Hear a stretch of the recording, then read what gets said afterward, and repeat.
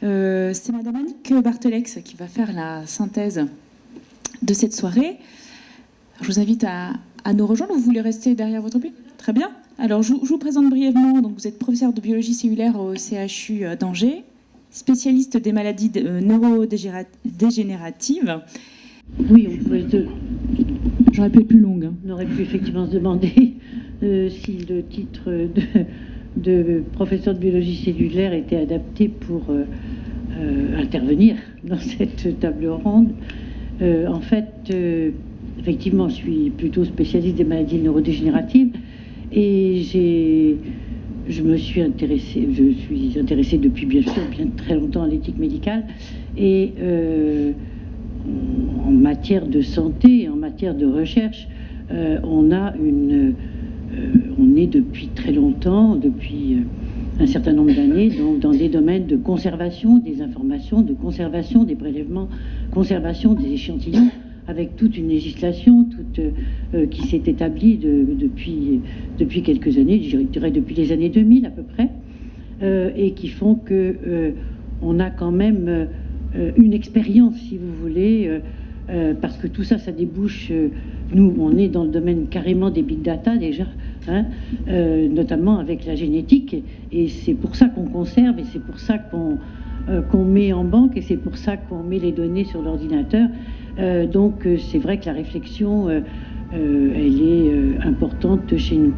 Alors, le deuxième point, c'est que en m'intéressant aux maladies neurodégénératives, j'ai pas seulement fait de la recherche, mais aussi de la clinique et puis de l'accompagnement patient. Et donc, c'est à ce titre que je suis aussi dans le Gérontopole. Voilà. Alors, pour en revenir plus précisément donc, à ce qui nous occupe ce soir, c'est un peu difficile, je dirais bien, parce que notamment la deuxième partie, j'avais pensé comme sujet donc plutôt les objets connectés, les big data.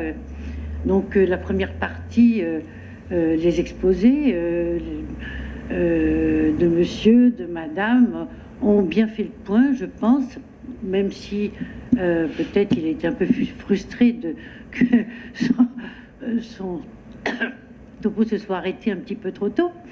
Mais je disais que l'orientation de ce qui nous a été dit correspond vraiment à ce que je m'attendais à entendre sur des objets connectés. Et puis la deuxième partie, bien sûr, avec l'apparition du règlement européen qui va changer quand même un certain nombre de donnes et dont on peut se poser quand même la question s'il va aborder un certain nombre de sujets, notamment tout ce qui était porté par la CNIL en France, mais il y a tout un tas de points qui ne sont pas forcément abordés, sur lesquels, je pense, on pourrait se questionner. Alors, moi, ce que je vous propose, c'est que la table ronde, je l'ai trouvée très intéressante. Je n'ai pas posé de questions, mais c'est des domaines sur lesquels j'ai été amenée à réfléchir au fil des années, participer à des workshops, à pas mal de choses. Je me limiterai à dire qu'il y a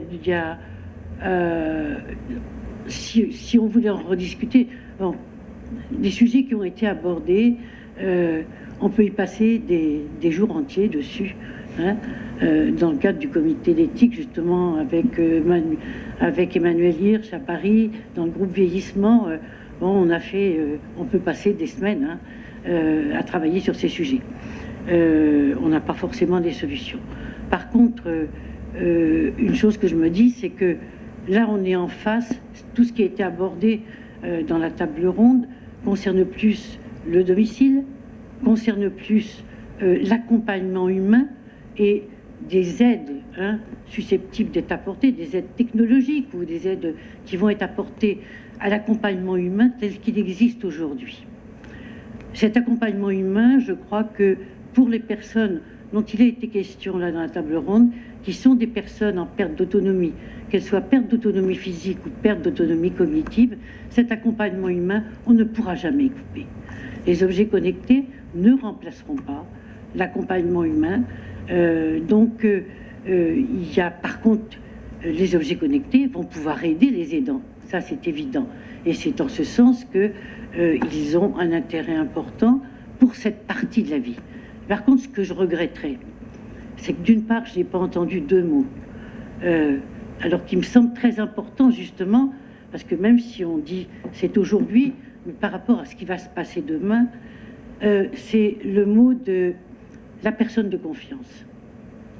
On parle d'aidants, on parle de gens qui n'ont pas forcément l'autonomie pour prendre les décisions, de prendre une décision de mettre une télésurveillance, de mettre une téléassistance, parce qu'ils ont déjà des troubles, soit un vieillissement cérébral normal, mais un vieillissement cérébral normal à 95 ans peut être quelque chose déjà sur le versant assez pathologique, d'accord? Sans que ce soit, à proprement parler, une démence d'Alzheimer ou un autre type de démence. Et puis, donc, la personne de confiance et les directives anticipées.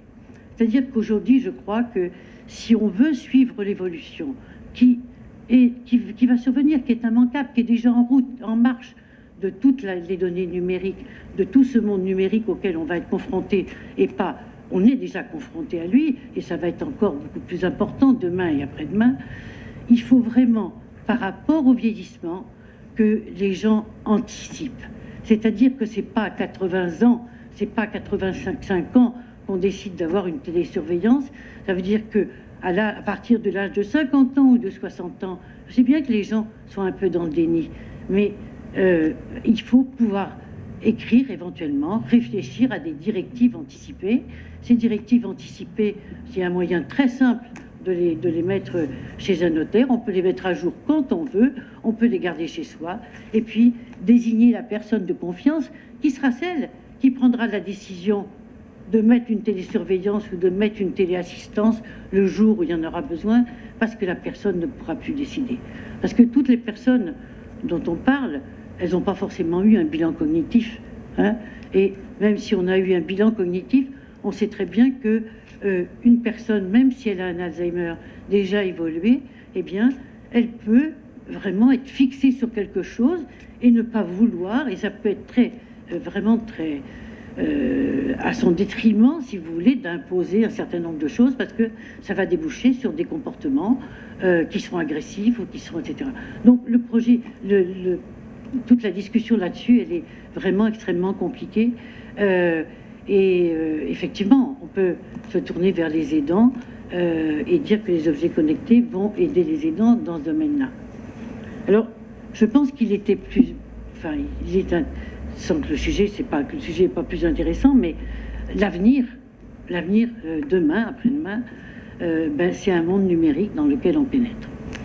On a pénétré, et je voudrais effectivement revenir un petit peu par rapport, parce que je crois que les choses ont été bien dites, mais pour synthétiser un petit peu, peut-être dire, il faut bien avoir conscience non pas d'une hiérarchie des objets, mais d'une classification des objets. Il y a effectivement les objets pour la vie courante, hein, et ces objets pour la vie courante qui vont collecter des données personnelles. Parmi ces données personnelles, comme vous l'avez très bien dit, il y a des données qui n'auront pas forcément un grand intérêt, sinon pour la personne elle-même, qui va mettre ces données à disposition pratiquement du monde entier. Et puis, il y aura des données dites sensibles. Hein. Donc, alors, il y a tout un tas de données sensibles qui vont depuis l'ethnie, la génétique, etc. Et puis, parmi ces données sensibles, les données de santé, et c'est celles qui préoccupent le plus un certain nombre de gens. Pour ce qui concerne les données de santé, on peut déjà donc reprendre le problème et dire on ne va pas forcément, les vraies données de santé, on ne va pas forcément trop s'en occuper aujourd'hui, parce que ces vraies données de santé, elles sont très sécurisées. Elles sont très sécurisées par des systèmes dans les hôpitaux, etc. Mais ça va être amené à changer. Ça va être amené à changer parce que ce monde-là aussi se tourne vers l'extension du numérique. Et vous savez qu'il y a aujourd'hui sur le site du ministère un questionnaire qui se termine le 20 juin, qui est donc une grande enquête du ministère de la Santé, qui est intitulée comme ça « Seriez-vous d'accord pour partager vos données de santé ?» L'objectif étant donc le monde de santé numérique avec la mise en commun des données de la sécurité sociale, des données d'assistance, hein, des systèmes d'assistance, et puis le PMSI, donc des hôpitaux. Donc la vision vraiment d'une e-santé au niveau national. Mais le problème qui se trouve posé aujourd'hui, c'est que toutes les données personnelles qui sont engrangées par les objets connectés et la multiplication de ces objets connectés vont introduire un flou entre des vraies données de santé, hein, et des données qui n'ont pas grand intérêt, pour lesquelles les objets connectés qui les donnent auront probablement une durée de vie extrêmement limitée, hein, qui vont tourner, et puis il va y en avoir d'autres, etc. Donc, données personnelles, celles qui ont peu d'intérêt, et données personnelles qui vont avoir un intérêt sur plusieurs plans. Et donc, ce plusieurs plans, il va être amené notamment par les big data. Hein, qu'est-ce que c'est que les big data?